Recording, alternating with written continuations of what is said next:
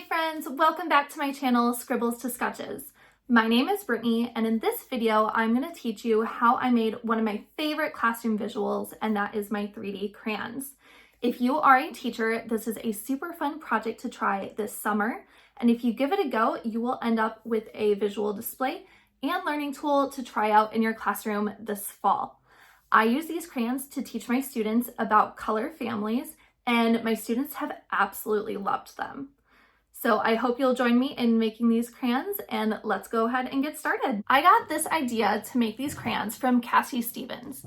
If you don't know who Cassie Stevens is, she is a popular art teacher and YouTuber who is very spontaneous and energetic. I noticed on one of her walls that she had crayons in different boxes that she used to teach her kids about the primary, secondary, warm, and cool colors.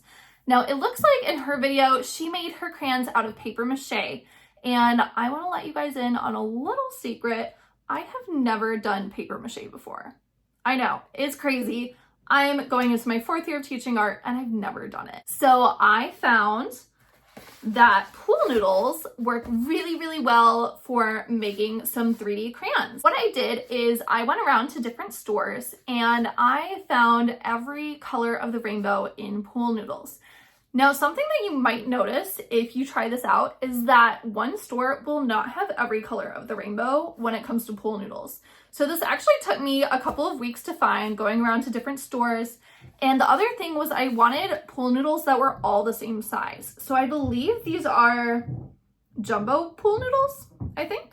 But they also come in like thin pool noodles, a whole bunch of different sizes. So when you're doing this, you want to make sure that you are getting all the same size pool noodles. Now, to make my pool noodles, what I did is I simply took an X-Acto knife to chop up my pool noodle into a specific size because I wanted all of my pool noodles to be a certain size. These look to be about 1.5 feet, I think is what I did. To sharpen the end of my crayon here, I used an X-Acto knife to carve it down, and then I used some sandpaper to sand it down into more of a fine point, just like a crayon. Now, pool noodles are hollow on the inside, and I knew that I wanted to kind of fill in this end here to make it look as most like a crayon as possible. So what I did is I just took a little piece of my pool noodle that I wasn't using, and I cut it down to the size of the hole. And then I just stuck this little guy in the middle of my hole. If you want to give kids the opportunity to touch and hold your crayons, they may be tempted to pull this piece out. So gluing it would probably be the best idea, and that's something that I'm going to do this summer. To make the body of my crayon, I simply took a piece of construction paper, and this looks to be a 12 by 18 piece of construction paper.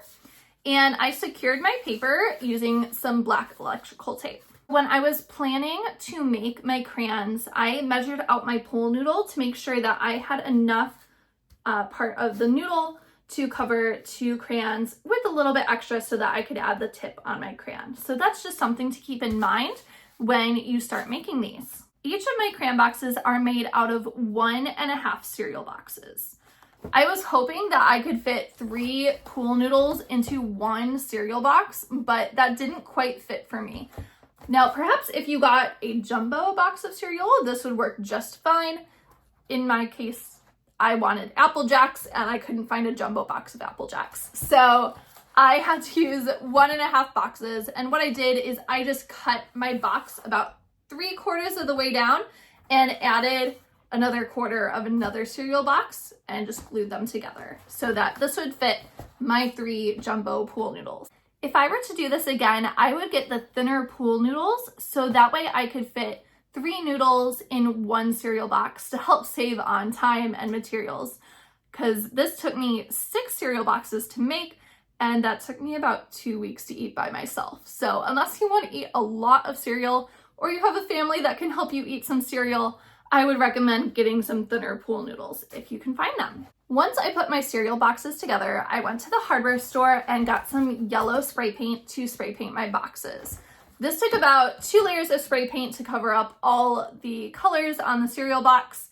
And then from there, I cut up some green construction paper to make the designs. in order for my boxes to look a little bit more like a Crayola crayon box. To make the labels on my crayon boxes, I simply wrote out the words and cut them out with an X-Acto knife. And I attached the word colors to each of my cereal boxes.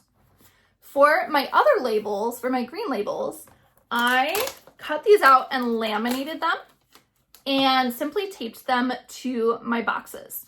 Now, the reason I did this is because I wanted to use these crayons as a learning tool in a couple of different ways.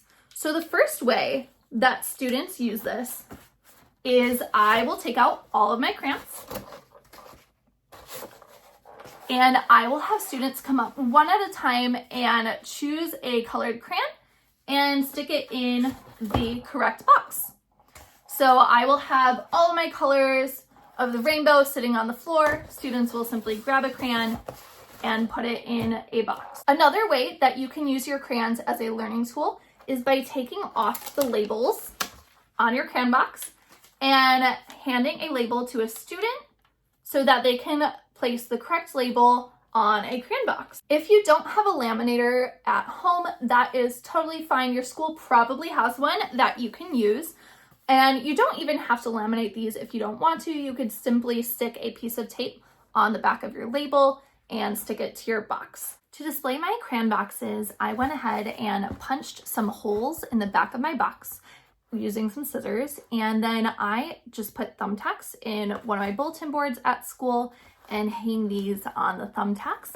And I keep these crayon boxes up all year round as a reminder for my students if they ever forget their color families. Thank you all for joining me in this video. I really hope you give this project a go.